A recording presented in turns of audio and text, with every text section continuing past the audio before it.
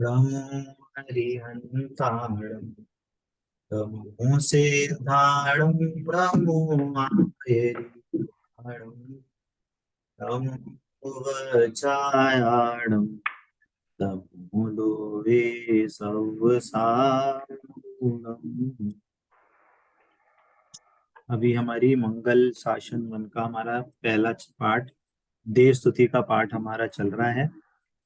पिछली क्लासेस में हमने छंद नंबर 6 की पहली लाइन, है ना, अष्टादश दोष विमुक्त धीर स्वचतुष्टय में राजत गंभीर, इस लाइन का हमने अर्थ किया था कि हमारे जो भगवान हैं वो 18 दोषों से रहित होते हैं और स्वचतुष्टय में राजत गंभीर, मतलब गंभीर का मतलब एकदम सीरियसनेस, गंभीर में मतलब कि अब उन्हें कोई चेंज नहीं कर सकता। तो सारे द्रव्य ही अब तो अपने स्वचतुष्टय में ही रहते हैं।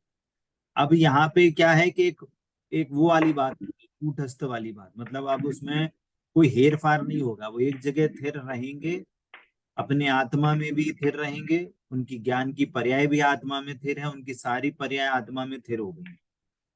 तो वह स्वचतुष्टय में एकदम धीर गंभीर रूप से स्थिर हो गए हैं, है ना।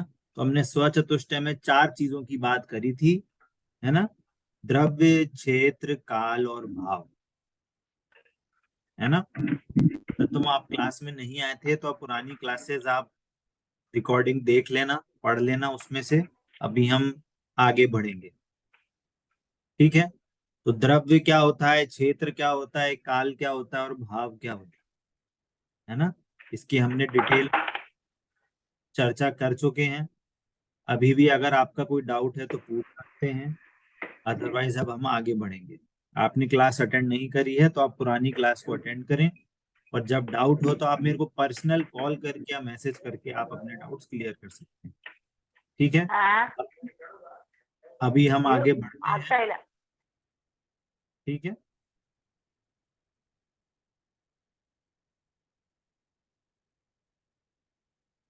छठवां छंद था, तो क्या बोल रहे हैं इसमें भी, अष्टादश दोष विमुक्त धीर स्वचतुष्टय में राजत गंभीर मुनिगण धर आदि सेवत महंत नव केवल लब्धि रमाधरन, है ना। इसका मीनिंग क्या हुआ सेकंड लाइन का, कि मुनि और गणधर आदि सेवा करते हैं, है ना। मुनि और गणधर आदि सेवा करते हैं, इसका मीनिंग क्या है, सेवा का मीनिंग क्या है ना, इस पे हम थोड़ी सी चर्चा करेंगे। देखो, एक छोटी सी कहानी है, आप ऐसा आप समझ लो, कंडीशन है जो हर किसी के लाइफ में भी आती है। मान लो एक माता पिता है, उनका एक बेटा है ना। बेटा थोड़ा छोटा है, 10 साल का कह लो, 8-10 साल का कह लो। पापा घर से आते हैं, तो कैसे ऑफिस से आए, थके आ रहे आए, तो पापा की सेवा का मतलब क्या है। पापा ने बोला बेटा पानी ले आओ,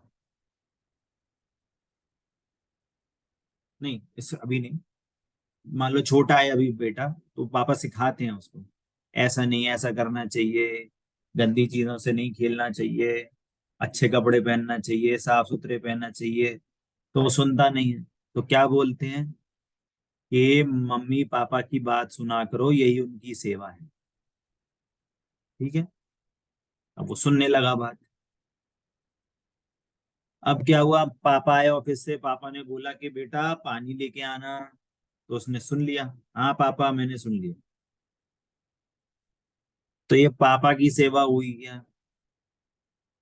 मम्मी ने बोला जाओ बेटा नीचे से टमाटर ले आओ खरीद के ठेले से, तो वो बेटा क्या बोल रहा है, हाँ मम्मी सुन लिया मैंने, वो लेके नहीं आए। तो उसने उसने मम्मी पापा की सेवा करी कि नहीं करी। नहीं, क्यों नहीं करी, वो तो सुन रहा है मम्मी पापा की बात, पूरे कान से रेस्पॉन्स भी कर रहा है कि हाँ मम्मी मैंने सुन लिया। मानना भी तो है ना. हाँ मान रहा है ना, वो बात सुन रहा है पूरी, हाँ मैं लेके आता हूँ, पर लेके नहीं आता। फॉलो करना। हाँ, अब यहाँ पे क्या मीनिंग निकला सेवा करने का? कि जैसा बोले वैसा किया जाए, है ना। अब आगे बढ़ते हैं। अब वो बड़ा हो गया तो अब क्या, मम्मी पापा कुछ बीमार होते थे तो मम्मी बोलती देख बेटा पैर दबा दे, सर दबा दे। तो अब शारीरिक सेवा करने लगा। ठीक है, तो बस सबने बोला हाँ बहुत अच्छी सेवा करता है। अब क्या हुआ, अब और बड़ा हो गया। अब क्या हुआ, कॉलेज में जाने लगा, नौकरी लग गई, बाहर जाने लगा, है ना। मान लो कॉलेज लगा, दूसरे शहर में कॉलेज लगा। अब वहां से उसने मम्मी पापा को बोला, अरे मम्मी आपकी तबीयत खराब है, मैं आपकी सेवा नहीं कर पा रहा। तो मम्मी क्या बोलती है कि तू खा रहा है कि नहीं खा रहा, तू पढ़ाई कर रहा है कि नहीं पढ़ाई कर रहा, गलत संगति में है कि नहीं है ना, गलत काम तो नहीं कर रहा। तो मम्मी, वो बोलता मम्मी ये क्यों पूछ रहे हो?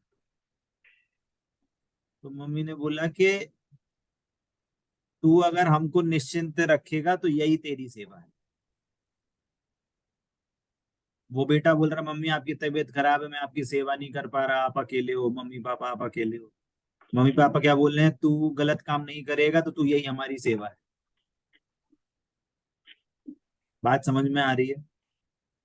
ये अलग अलग तरीके से हम सेवा का एक रूप समझ रहे हैं, है ना। अब ये बताओ, मुनि और गणधर आदि भगवान की सेवा कैसे करेंगे? ये उनके बताए हुए मार्ग पर चलकर। बिल्कुल सही। का बड़े अनुसरण। पंडित जी बड़े पंडित जी साहब से लोग मिलने जाते थे तो उनसे बोलते थे कि पंडित जी साहब हमें आपका सेवा करने का मौका नहीं मिलता, है ना। कि आप कोई सेवा कर दें, आपके हम पैर दबा दें, आपका कुछ हम काम कर दें, है ना, आपका कोई, हम आपको भोजन के लिए बुलाएं या हमको ऐसा कुछ काम करें, आपकी सेवा करने का भी मौका ही नहीं मिलता। तो बड़े पंडित जी साहब कह लेते थे कि ये कोई सेवा नहीं है। मैं जो आपको स्वाध्याय में पढ़ा रहा हूँ, हम जो आपको स्वाध्याय में सिखा रहे हैं, आपको वो समझ में आ रहा है कि नहीं आ रहा है? उस पे आप जो हम समझा रहे हैं स्वाध्याय में, वो आपको आप जीवन में लागू कर पा रहे हो कि नहीं कर पा रहे, अपने माइंड में बैठा पा रहे हो कि नहीं? अगर बैठा पा रहे हो तो यही हमारी सच्ची सेवा है ना। तो एक तीन टाइप की सेवा हुई। क्या हुई? एक उपचार सेवा। उपचार सेवा मतलब शारीरिक सेवा जो कही जाती है, पैर दबाना, सेवा करना, उनको कोई तकलीफ हो तो तकलीफ दूर करना, ये होती है एक उपचार सेवा। उपचार से क्यों क्यों कह रहे हैं उपचार सेवा? उपचार सेवा इसलिए कह रहे हैं क्योंकि शरीर की सेवा आप कर नहीं सकते, वो तो उनके पुण्य के उदय से जो काम होंगे उसो होंगे। बात समझ में आ रही है? कितने टाइप की सेवा हुई? पहली, ठीक।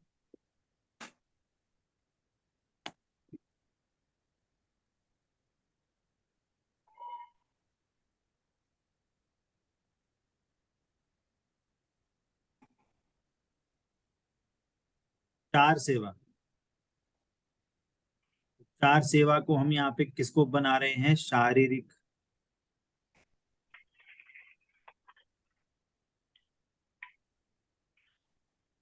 शारीरिक ध्यान रखना,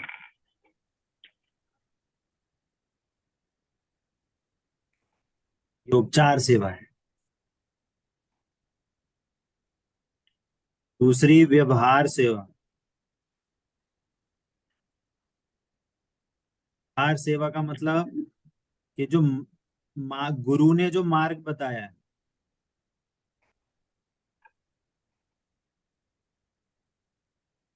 उस पर चलना। वो जो बता रहे हैं, हमको शिक्षा आदि दे रहे हैं, उस पर चलना। और वास्तविक सेवा क्या है? इसको हम बोल रहे हैं परमार्थ, या कहें निश्चय सेवा।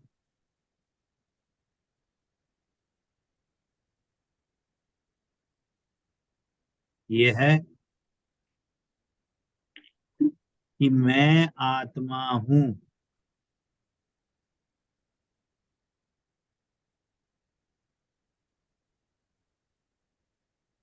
ऐसा निर्णय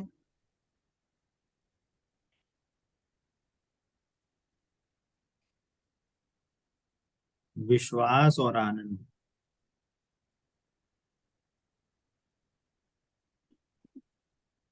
समझ में आया? 3 टाइप की सेवा चल होगी, कहलाएगी। हाथ पैर की सेवा थोड़ी वास्तव में सेवा है। हाथ पैर की सेवा तो उपचार से सेवा कही जाएगी, क्योंकि वो सब कर्माधीन है। बात समझ रही है? तो गणधर आदि, मुनिराज आदि भगवान की उपचार सेवा कर सकते हैं क्या? नहीं। क्यों क्यों नहीं कर सकते? कर सकते हैं। कैसे करेंगे? भगवान थोड़ी ना मिलेगा हाथ में। हैं? क्यों? समाव शरण में है अगर, तो समाव शरण में गणधर आदि भगवान की उपचार सेवा करेंगे कि नहीं कर सकते? कर सकते हैं। कैसे कर सकते हैं भगवान की उपचार भैया सेवा? नहीं कर सकते क्योंकि भैया वो गुणों से मुक्त होते हैं, उनको दर्द वर्द होगा ही नहीं। ये बात तत्वम बहुत अच्छा। अभी तो बोल के गए 18 दोषों से रहते हैं भगवान। उनको रोग नहीं होगा, शोक नहीं है, कुछ है ही प्रॉब्लम ही नहीं है, तो उनकी सेवा, शारीरिक सेवा करेंगे कैसे? कभी कहानी सुनी है कि किसी मुनिराज ने भगवान की सेवा करी हो समव शरण में, उनके हाथ पैर दबाए? नहीं। बट भैया वृत्ति तो सभी की नहीं होती भैया। अनंत भगवान की भैया वृत्ति होती है क्या? अत्यंत भगवान की नहीं होती। फिर अब बात किसकी चल रही है अभी? अरियंस भगवान। वही तो बोल रहा हूँ, आप है ना हर चीज में जो पहले नहीं, की। उस लाइन में था गौतम गणधर मुनि, वो वाला मतलब उस लाइन की वो कर रहे पढ़िए, मुनि गण आदि, गणधर आदि सेवत मन, कि भगव मुनि और गणधर आदि हैं, वो भगवान की सेवा करते हैं। कौन सी सेवा कर रहे हैं? तार सेवा।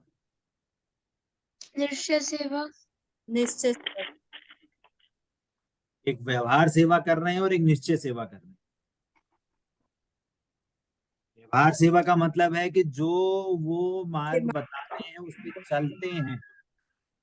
चलते हैं मतलब उसकी प्रभावना करते हैं, उसकी धर्मोपदेश देते हैं। खुद भगवान जैसे मुनिराज बने, वैसे ही मुनिराज पद उन्होंने लिया है।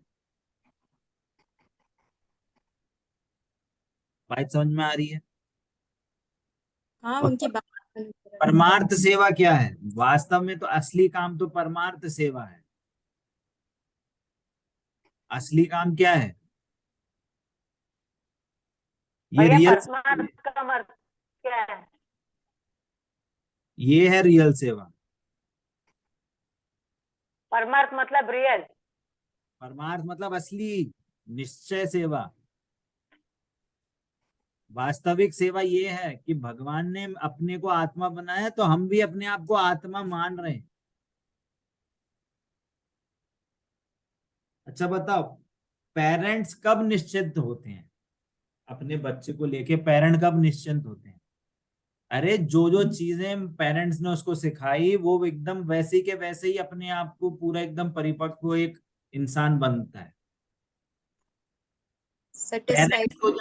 पेरेंट्स को जब अपने पुत्र के प्रति टेंशन ना हो कि वो कभी भटक तो नहीं जाएगा, वो कभी गलत काम तो नहीं करेगा, इस चीज की अगर टेंशन नहीं होगी तो वो असली पुत्र कहलाएगा।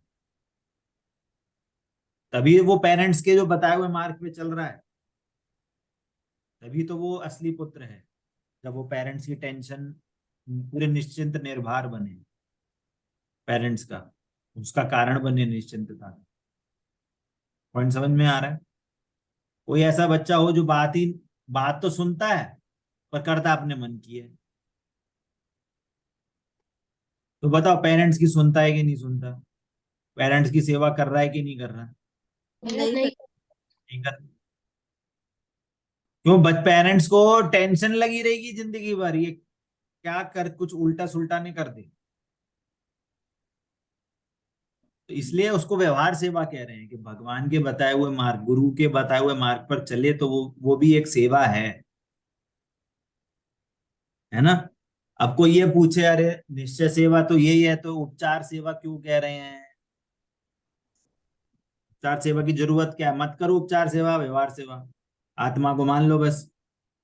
अरे निश्चय सेवा जब करोगे तो बाहर में व्यवहार सेवा अपने आप होती है। जिस जिस गुरु से हमें अपने आत्मा का हमें मार्ग मिल रहा है, उसके प्रति हमें बहुमान आए बिना रहेगा नहीं। और उपचार सेवा कैसे होगी भैया जी? अरे साथ जब अपने आप गुरु के प्रति वात्सल्य भाव होगा, उनके प्रति बहुमान आएगा, तो बाहर में राग जितना विशेष विद्यमान रहेगा उसके अनुसार उनकी शारीरिक सेवा भी होगी। पॉइंट समझ में आ रहा है? जितनी वीतरागता होगी वो तो सेकंड परमार्थ निश्चय से वीतरागता होगी, वो असली सेवा कहलाएगी कि भगवान मोक्ष गए तो हम भी मोक्ष मार्ग में आगे बढ़ रहे हैं। तब वो गुरु के प्रति असली सेवा कहलाएगी कि उन्होंने बताया और हम चले, हमने भी निश्चिंता प्रकट करी, हमने भी आनंद प्रकट करा। तो गणधर आदि उनको देख के, मुनिराज उनको देख के उनके हाथ पैर नहीं दबा रहे, वो तो अपनी आत्मा में लीन होने का प्रयत्न कर रहे हैं। असली सेवा तो वो ही है। बात समझ में आ रही है? गुरु को यदि विकल्प ना हो कि ये व्यक्ति आगे बढ़ पाएगा कि नहीं बढ़ पाएगा, मोक्ष मार्ग में आगे बढ़ पाएगा कि नहीं बढ़ पाएगा, इसका यदि विकल्प नहीं है तो वो वास्तव में सच्चा शिष्य है। और वो बढ़ रहा है आगे, तो फिर उनकी गुरु की असली सेवा भी कर रहा है, बिना बोले बिना कुछ कहे। बात समझ में आ रही है ना? तो सेवा, इसलिए यहाँ पे सेवा का बहुत महत्व कि अब हम ये समझें कि गणधर भगवान कैसे सेवा करते हैं भगवान की। पॉइंट समझ में आ रहा है? हाथ पैर तो नहीं दबाएंगे, भगवान जैसा मार्ग बता रहे हैं वैसा वैसा का वैसा ज्ञान में निर्णय कर रहे हैं। जैसा भगवान में आत्मस्वरूप बताया वैसा वैसा ज्ञान में निर्णय कर रहे हैं। ये भगवान की सच्ची सेवा है। पॉइंट समझ में आ रहे? इसलिए इसलिए हमें भी उस रास्ते पे चलना है, तो हमें भी ये सोचना चाहिए कि भगवान भी यदि हमको आत्मा बता रहे हैं तो हम भी अपने आप को आत्मा माने। मतलब ये इसको बहुत लाइटली नहीं ले हम इस बात। जिनवाणी में जो जो बात कही गई है वो एक ऐसी मनगढ़ंत बातें हैं, हमें समझ में नहीं आती हैं। अरे समझ में नहीं आ रही हैं तो उपयोग लगाओ। यही वास्तव में सच्चे सुख का उपाय है। इसी से ही भवांतरों में आपको सुख की प्राप्ति होगी। अभी आपने मान लो बचपन में एबीसीडी पढ़ी, 10 12 तक आके आपने सारे मैथ साइंस इंग्लिश सब कुछ पढ़ा। जब अगली बार वापस से मान लो मनुष्य जन्म होगा, तो आपको वापस से पढ़नी पड़ेगी कि नहीं पढ़नी पड़ेगी? पढ़नी पड़ेगी भैया। और यदि आपने अभी अपने को सम्यक दर्शन ले लिया, अगले भाव में आपको वापस से सम्यक दर्शन की पढ़ाई नहीं करनी पड़ेगी, वो कंटिन्यू रहती है। ये है सबसे बड़ा डिफरेंस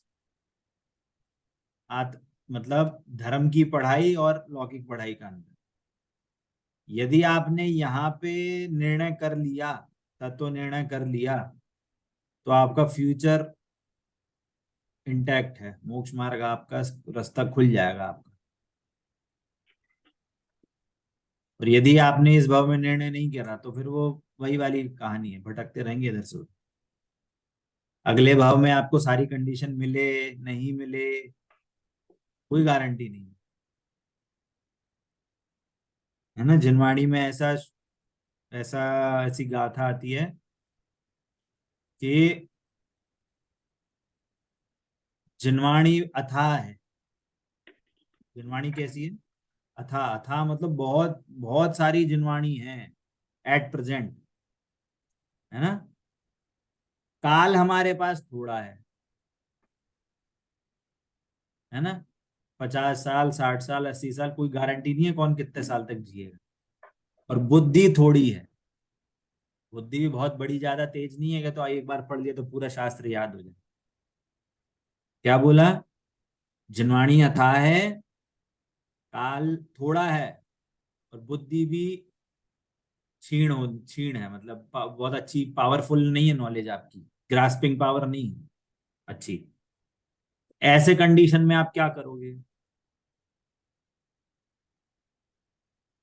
बताइए, ऐसे कंडीशन में अपन को क्या करना चाहिए कि जो इम्पोर्टेंट बात है उतना समझ लो।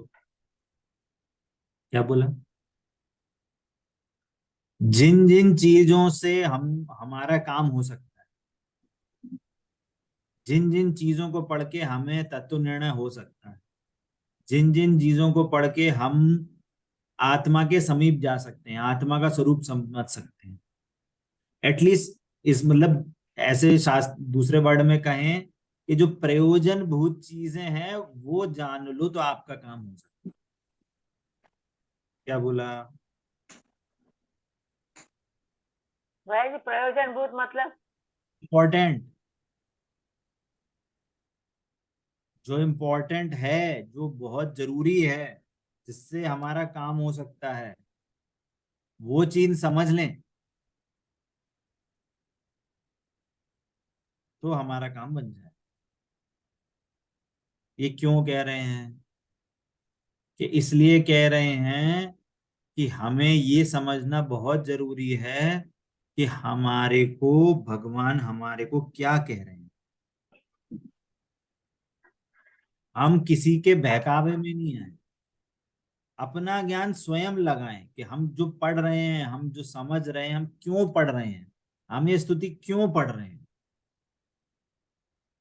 हम इतनी आज तक पूजा करी, हमने क्यों करी पूजा, कुछ लाभ मिला पूजा करने से? अष्ट कर्म जाना है, धूपम निर्वामिति स्वाहा, धूप का अर्घ चढ़ाया, बताओ कितने कर्म नष्ट हो गए? 8। हो गए, 8 कर्म नष्ट हो गए आपके। ऐसा बोलते हैं भैया। बोलते हैं तो क्यों बोल रहे हैं? अभी तक नष्ट हुए कि नहीं हुए? वो कितने सालों से आप पूजा कर रहे हो आप, आज तक वो नष्ट हुए कि नहीं हुए? एक आध कोई नहीं हो। नष्ट, है ना। आधा आधा कर्म, कुछ थोड़ा बहुत कर्म नष्ट हुए कि नहीं हुए? मधु जी कह रहे हैं यहाँ उनके थोड़े। नष्ट हुए क्या? थोड़े बहुत नहीं। तो होंगे भैया जी। हाँ कि ना? अच्छा, इतने से भैया नहीं। मोक्ष फल प्राप्त है, फलम निर्वामिति स्वा, बताओ मोक्ष फल मिला कि नहीं मिला अभी तक? नहीं मिला है, नहीं तो हम लोग यहाँ क्यों रहेंगे? अच्छा, तो कितनी बार चढ़ाएं कि मोक्ष फल मिल जाएगा? ऐसी तो कोई गिनती नहीं है भैया क्या? कि इतना चढ़ाओगे तो आपको मोक्ष मिलेगा, इतना अच्छा, तो करोगे क्यों तो चढ़ा आपको। रहे हैं? अब फिर आप आगे क्यों चढ़ा रहे हो? जब नहीं मिल रहा है तो क्यों चढ़ा रहे हो? फिर फालतू फालतू काम कर रहे कि नहीं कर रहे अभी तक? Try for the best. हैं? Try for the best. हाँ, तो ट्राई फॉर द बेस्ट है तो भाई, वापस से वही बात, तो कितनी बार ट्राई करें उस फल को चढ़ाएं कि मोक्ष मिल जाएगा? क्या वापस तो पता वही बात। ऐसे भाग्य जाग जाए तो मिल ही जाएगा मोक्ष तो। कैसे भाग्य जागेंगे? कितनी बार चढ़ाने पे, बादाम चढ़ाने से आपको भाग्य जाग जाएंगे, इतनी बताओ? बार चढ़ाने से नहीं, बट एक तो बार अगर हम मन से अपने अगर विद्या का वो हो जाएगा तो फिर शायद तभी कैसे होगा? ज्ञान से ही होगा, और क्या। अज्ञानता से तो नहीं होगा। तो कहाँ मिलेगा ज्ञान? जिनवाणी में। अब फिर क्यों? अच्छा, अब आ गया पॉइंट पे। तो जिनवाणी से मिलेगा तो अपन जिनवाणी पढ़ रहे कि नहीं पढ़ रहे? जिनवाणी का अर्थ समझ हाँ। कर रहे हैं कि नहीं कर रहे हैं? कोशिश तो यही रहती है कि ज्यादा से ज्यादा मतलब मतलब क्यों वाचन नहीं, करें। क्यों नहीं आ रहे हो फिर डेली क्लास में?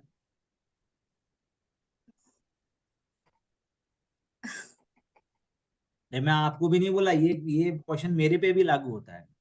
मैं कितना पढ़ रहा हूँ, कितना स्वाध्याय कर रहा हूँ, ये आपके लिए नहीं बोल रहा हूँ, मैं अपने लिए भी, मेरे मेरे लिए भी अप्लाई होता है कि मैं हाँ, कितना जॉब में काम कर रहा हूँ, मैं कितना टाइम निकाल पा रहा हूँ क्लास के लिए, मैं कितना टाइम निकाल पा रहा हूँ अपने पर्सनल स्वाध्याय के लिए, क्लास के लिए नहीं, अपने पर्सनल स्वाध्याय के लिए मैं कितना टाइम निकाल रहा हूँ। कहने का मतलब यह है कि हम कहीं भेड़ चाल पे तो नहीं चल रहे कि जाते हैं देव स्तुति और पूजा करके आ जाते हैं। कब कभी दिमाग लगाया कि हम देव स्तुति क्यों पढ़ रहे हैं? कभी दिमाग लगाया हम पूजन करके क्यों आ रहे हैं? कभी दिमाग लगाया हम अर्घ क्यों पढ़ रहे हैं? अर्घ पढ़ने से हमें क्या लाभ है? उस चावल चढ़ाने से हमें क्या लाभ मिल रहा है? मनुष्य भाव में आए हैं तो अपने लिए कुछ तो करके जाएंगे ही, ऐसा थोड़ी ना है कि चावल चढ़ा के जाएंगे? नहीं, चावल चढ़ा के नहीं जाएंगे, बट अपने लिए इतना ज्ञान तो लेके जाएंगे ही कि अगला भाव जो है वो हमारा थोड़ा ठीक, हाँ, या अब यहाँ पे पॉइंट आता है, देखो। कि हम तिरंज ना ये जाए, ऐसी गति में ना जाए ऐसे। देखो, अब यही बात है, छोटे लक्ष्य के लिए ना, छोटी बुद्धि से छोटे लक्ष्य बनते हैं। जिस लड़के को, लड़की को लोकल के कॉलेज में ही एडमिशन लेना है, लोकल के कॉलेज में, लोकल के स्कूल में, तो आईटी की तैयारी करेगा कि नहीं करेगा? नहीं करेगा। अपन ये निरक गति में नहीं जाए, धर नहीं जाए, इसकी तैयारी छोटी तैयारी है, बड़ी तैयारी है? छोटी तैयारी। हमें बड़ी तैयारी करनी है। हाँ, करनी बड़ी है, बट अभी तो छोटी ही कर पा रहे। वही तो बात है, हम अपने आप को कम आंक रहे हैं, हम अपने ज्ञान को बहुत कम आंक रहे हैं, अपनी शक्ति को बहुत कम आंक रहे हैं। हमारे में भगवान बनने की ताकत है। हम्म।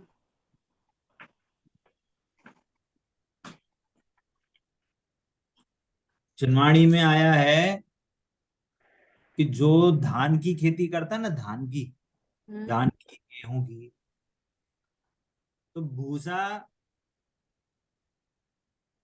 भूसा उसे फ्री में मिलता है। भूसे के लिए उसको अलग से खेती नहीं करनी पड़ती, घास फूस के लिए, कि घास फूस के लिए अलग बीज डालेगा और गेहूं चावल धान के लिए, दाल के लिए अलग बीज डालेगा। ऐसा होता है क्या? जो धान निकलती है उसका जो बचा हुआ होता है वो भूसा फ्री में मिलता है उसको। तो जो आप बोल रहे हो ना कि देवगति जाना जाएंगे, नरक गति नहीं जाएंगे, त्रियंज गति नहीं जाएंगे, ये फ्री में चीजें मिलती हैं, जो जो मोक्ष मार्ग की होता है, उसको एफर्ट उसके लिए नहीं करना पड़ता। उसको एफर्ट मोक्ष जाने के लिए एफर्ट करता है वो, बड़ा लक्ष्य रखता है। ये सब चीजें तो फ्री में मिलती हैं। और अपन क्या ट्राई कर रहे हैं कि अपन भूसे के लिए खेती कर रहे हैं कि नरक गति नहीं जाए, कि त्रियंज गति नहीं जाए। पॉइंट समझ में आ रहा है? ठीक है, चलो कोई दिक्कत नहीं, अपन थोड़ा ऑफ टॉपिक हो गए। क्या बात कर रहे थे कि सेवा का मीनिंग क्या है, भगवान की सेवा का मीनिंग क्या है? कि भगवान ने जो हमको आत्मा बताया है उसी ही का हम निर्णय करें, वो वास्तव में भगवान की सच्ची सेवा कहलाएगी। जब कोई पेरेंट अपने बच्चे को देखता है और वो निश्चिंत रहता है कि जो हमने चीजें सिखाई वो वास्तव में वो अपने जीवन में अप्लाई करके एक अच्छा व्यक्तित्व बन पाया है ना?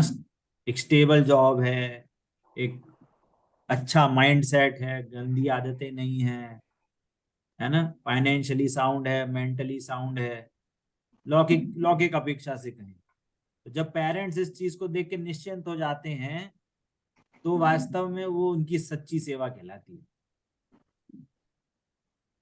है ना? वैसे ही मुनिवर, गणधर आदि भगवान की सेवा करते हैं, मतलब वे भी अपने आप को आत्मा मानते हैं। ये इसी का ही बार बार चिंतन करते हैं, बार बार इसी का ही बार बार ध्यान करते हैं, और कुछ टाइम में वे भी भगवान के समीप जाके बैठ जाते हैं। क्या बोला? वे भी समव शरण में भगवान के पास जाके बैठ जाते हैं। और भगवान के जैसे ही वो भी आनंद भोग। तो हमें भी यदि आनंद चाहिए तो हमें भी भगवान की ऐसे ही सेवा करनी पड़ेगी। भगवान को 100 दियों से, कितने 100 अर्घों से पूजा करो, सिद्ध चक्र विधान रचाओ, है ना, आज हमारी ये बोली है, इतनी की बोली है, इतने का हमने दान दिया है, इससे भगवान का सेवा नहीं होती। अब ये नहीं बोल रहे कि वो करना चाहिए नहीं करना चाहिए, अरे शुभ भाव आता है, बहुमान आता है, तो ऐसे भाव आते हैं कि भगवान की पूजा करें, भगवान की अर्चना करें, भगवान की भक्ति करें। पर कोई ये मान ले कि सिद्ध चक्र विधान से हमारे सारे कष्ट मिट जाएंगे, ये तो पूरा का पूरा ग्रहित मिथ्या था। ये भगवान की सेवा नहीं है। भगवान ने जो मार्ग बताया, जैसे तत्वन ने कहा कि भगवान ने जो मार्ग बताया, हमारी जिनवाड़ी में जो भाव आए हैं, जिनवाड़ी में जो हमें सिद्धांत सिखाए हैं, वो हम यदि सीखेंगे तो वो भगवान की सच्ची सेवा कहलाएगी। बात समझ में आ रही है ना। गणधर, इस लाइन समझ में आई? मुनि गणधर आदि सेवत महंत, नव केवल लब्धि रमा धरन, है ना, कि नव केवल लब्धियों से सदा को ही धारण करते हैं। ये नव केवल लब्धियां क्या होती हैं, कोई बता सकता है? किसी को पता है? नव केवल लब्धि क्या होती है?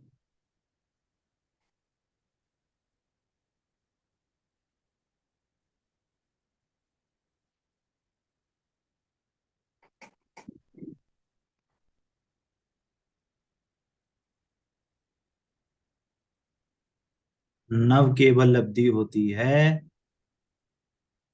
एक ज्ञान। एक ज्ञान मतलब केवल ज्ञान।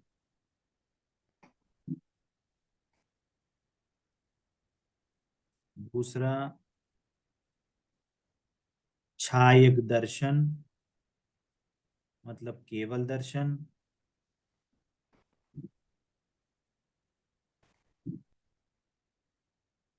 तीसरा छायक श्रद्धा,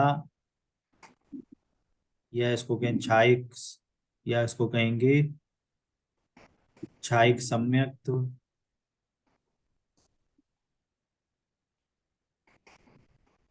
चौथा छायक आनंद,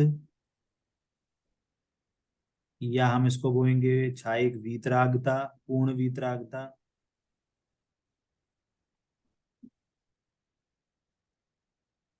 पांचवा छायक लाभ, लाभ भोग।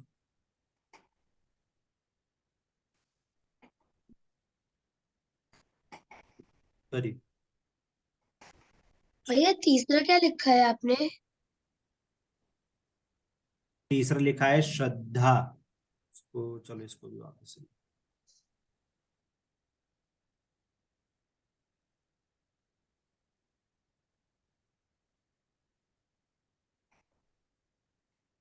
ठीक है, छायक दान, छायक लाभ, एक भोग, उपभोग, अच्छा एक वीर। 7, 8, 9, ये मैं डॉट डॉट लगा रहा हूं, मतलब यहाँ पे छाए कॉमन कॉमन रहेगा।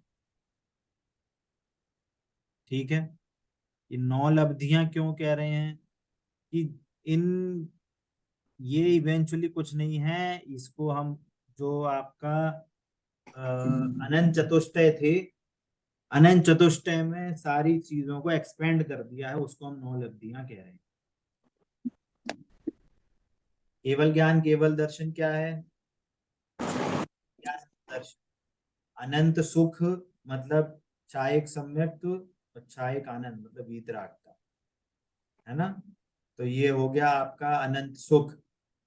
और अनंत वीर में मतलब वीर के 5 अंतराय कर्म के 5 पार्ट होते हैं, दान लाभ भोग उपभोग और वीर।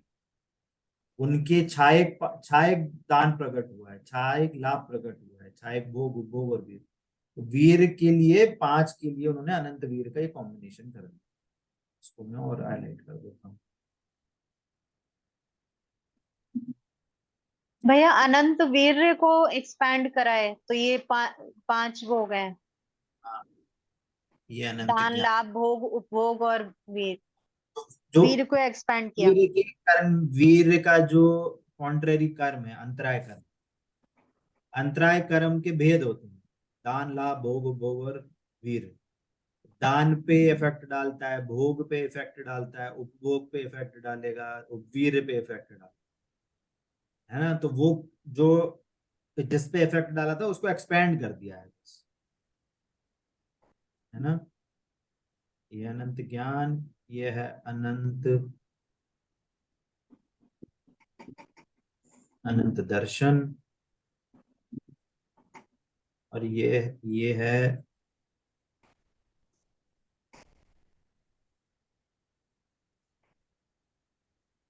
अनंत सुख, और ये कॉमन है अनंत वीर।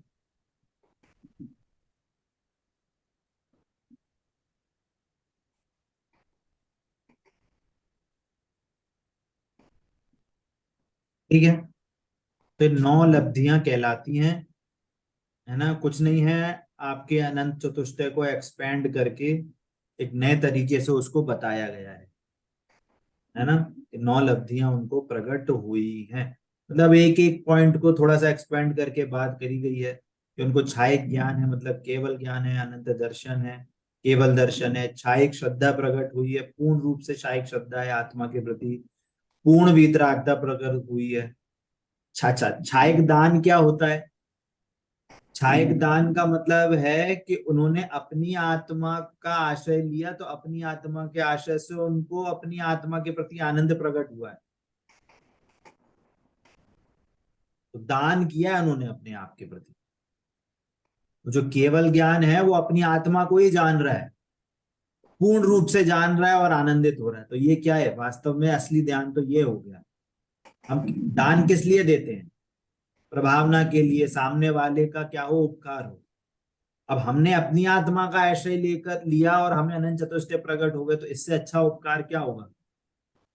मोक्ष प्रकट हो गया, इससे अच्छा उपकार क्या होगा? तो ये है छायिक लाभ, है ना। छायिक लाभ क्या है?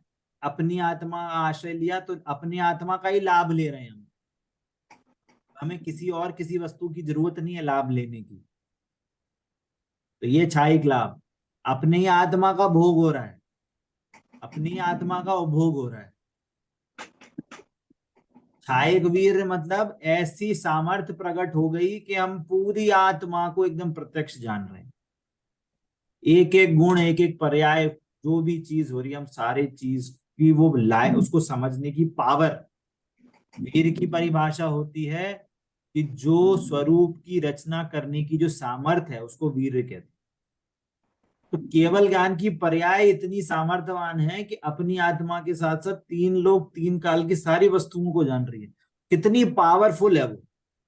तो वो पावर कहां से आ रही है?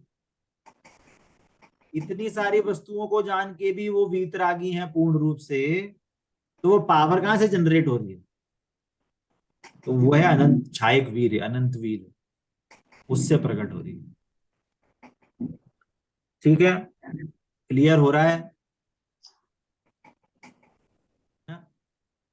अब 7वां छंद, तुम शासन से अमेय जीव, शिव गए जाहि जे हैं सदीव।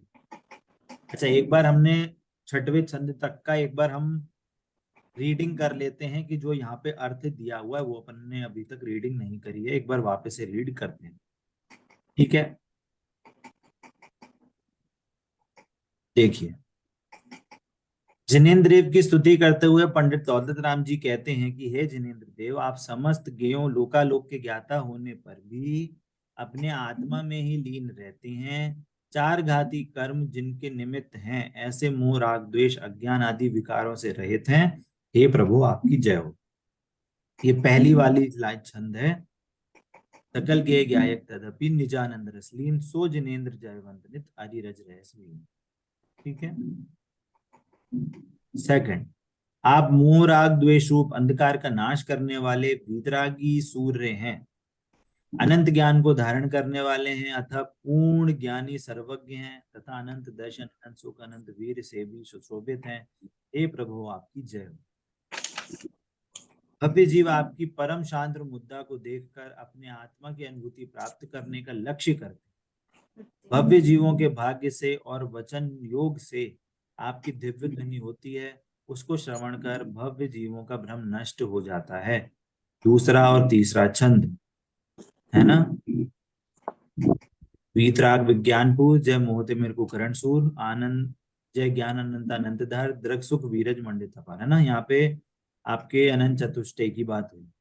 जय परम शांत्र मुद्दा समेत भविजन को निज अनुभूति देत, भवि भागन व जोय बचाए, तुम ध्वनि वह सुनी विभ्रम नचाए। तुम्हारी आपकी भगवान की जो ध्वनि है उनको सुनकर आपके विभ्रम का मतलब मोह का नाश होता है। आपके गुणों का चिंतन करने से स्व और पर का भेद विज्ञान हो जाता है ना। इसकी अपनी यहाँ पे चर्चा हुई थी।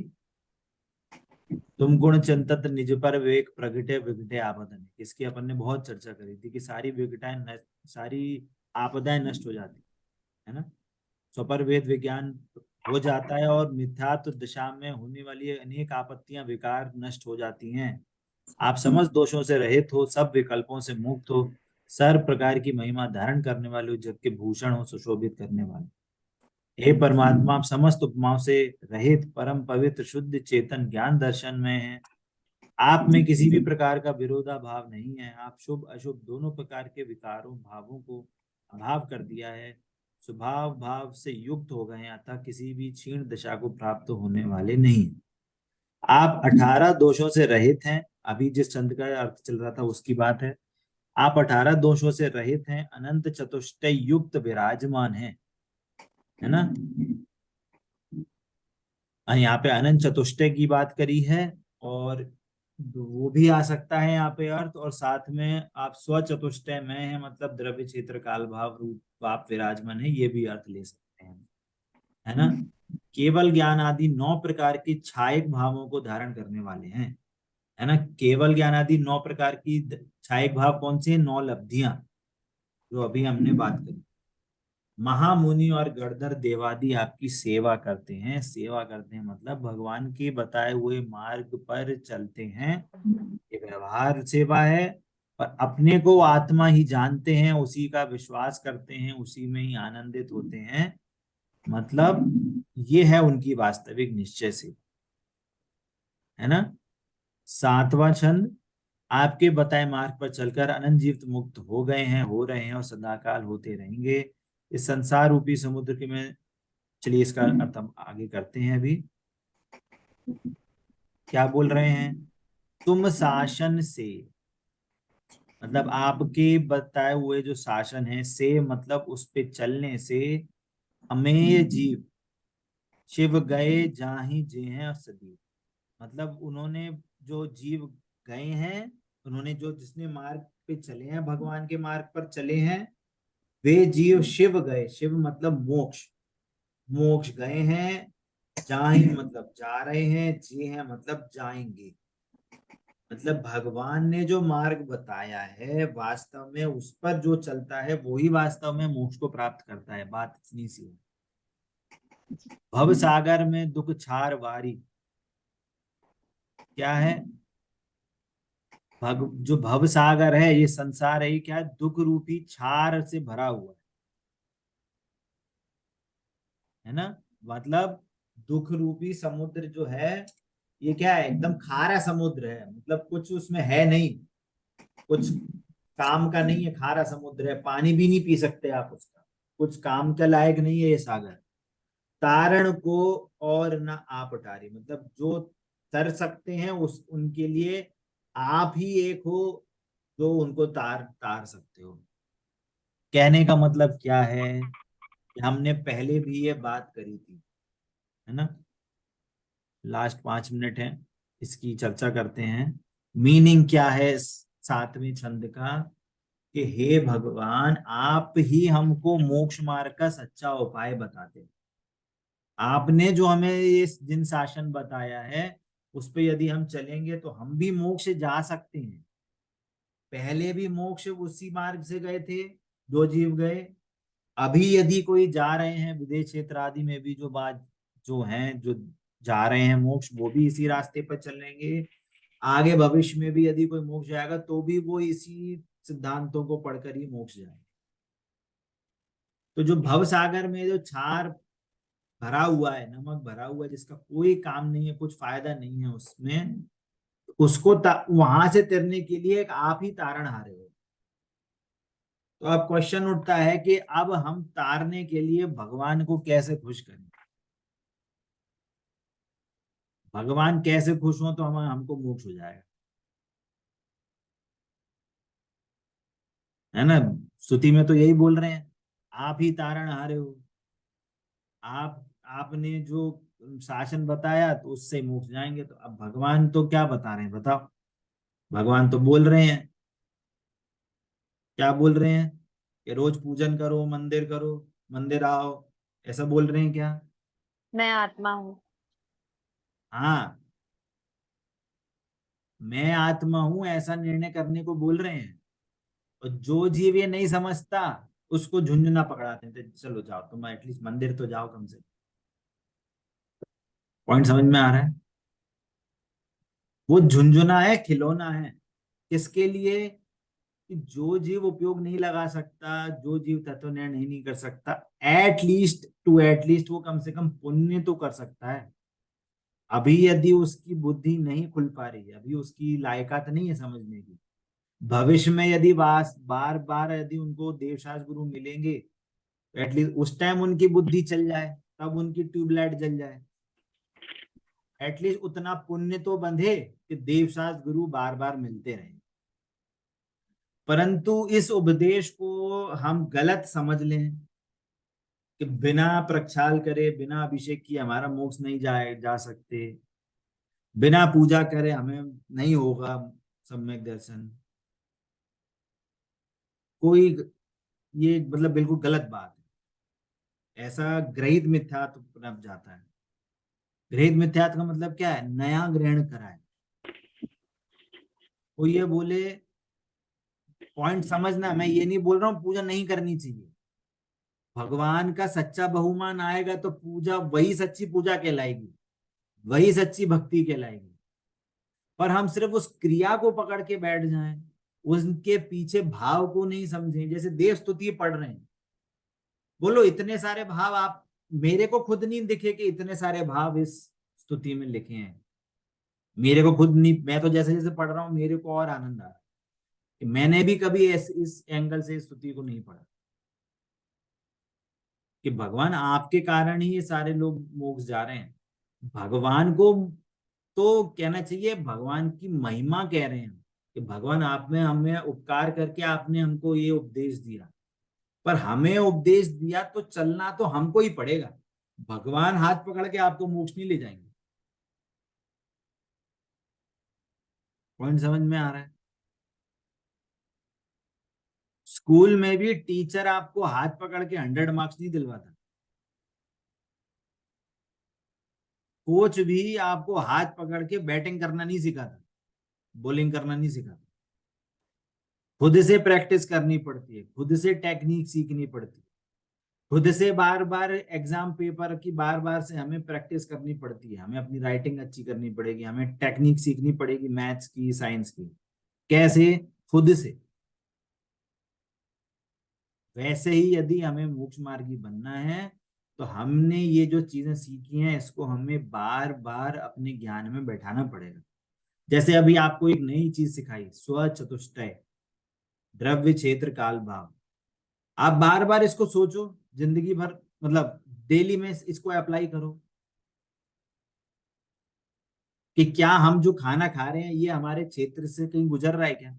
इस खाने के कारण हमारा कुछ काल बढ़ रहा घट रहा है क्या? इस खाने के कारण हमारा स्वभाव बन रहा है क्या? उसके कारण से हम जिंदा हैं क्या? इसको हम जो सिद्धांत कर रहे हैं वो सिर्फ रटने के लिए नहीं है, हमें उसको डेली में अप्लाई करके देखना है वास्तव में ऐसा है क्या। पॉइंट समझ में आ रहा है?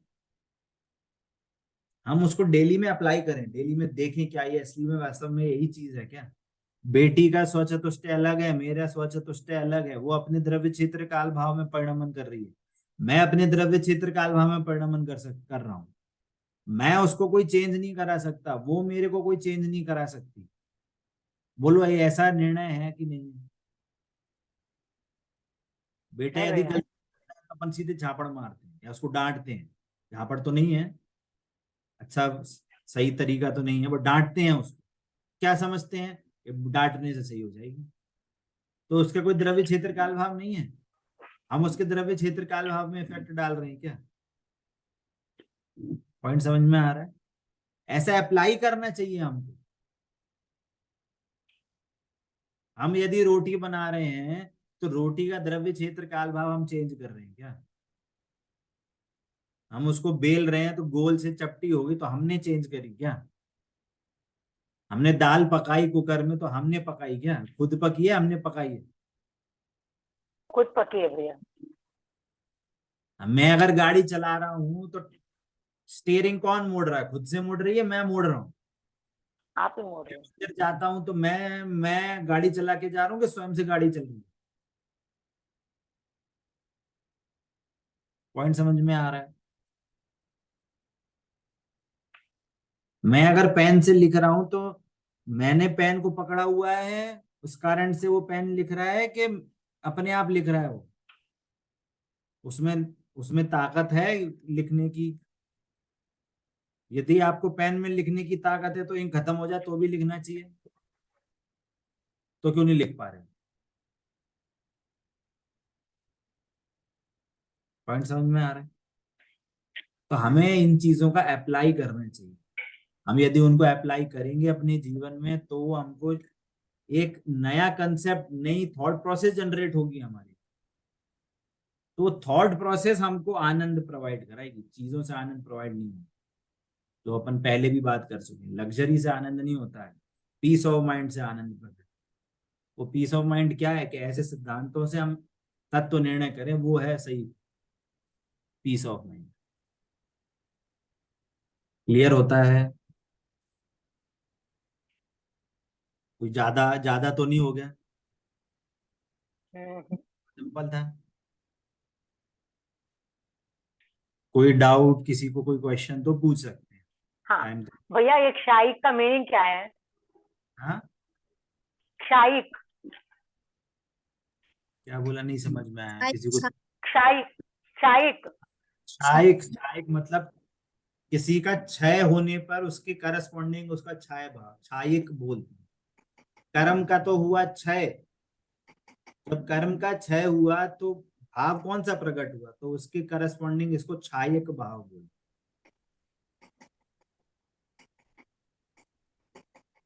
ठीक है?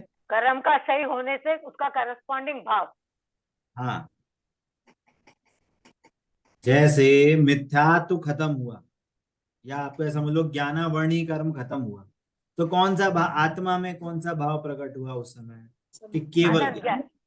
अनंत ज्ञान, केवल ज्ञान। तो वो क्या बोल रहे हैं? वो उसको बोल रहे हैं छायक ज्ञान, कि कर्म के उसके प्रति जो कर्म था वो सारा क्षय हो गया उसका, इसलिए उसको छायक ज्ञान। ठीक है? ऐसा। उसके अभाव में प्रकट हुआ। हाँ, उसके अभाव से नहीं हुआ, उसके कारण हाँ। जब वो हुआ तो कौन सा भाव उस टाइम प्रेजेंट था, उसको बोलेंगे छायक। ठीक है? ऐसा। चलिए अपनी क्लास अभी यहीं विराम देते हैं। जिन वाणी के ज्ञान से सूझे लोकालो, सो वाणी मस्तक नमो सदा देता हूँ। बोलिए द्वादशान में जिनवाणी माता की जय हो, जय हो। जय हो, जय हो, अहिंसामय जैन धर्म की जय हो, जय हो। जय हो, जय हो। जय जिनेन्द्र सभी को। जय जय जिनेन्द्र जी। जिनेन्द्र भैया।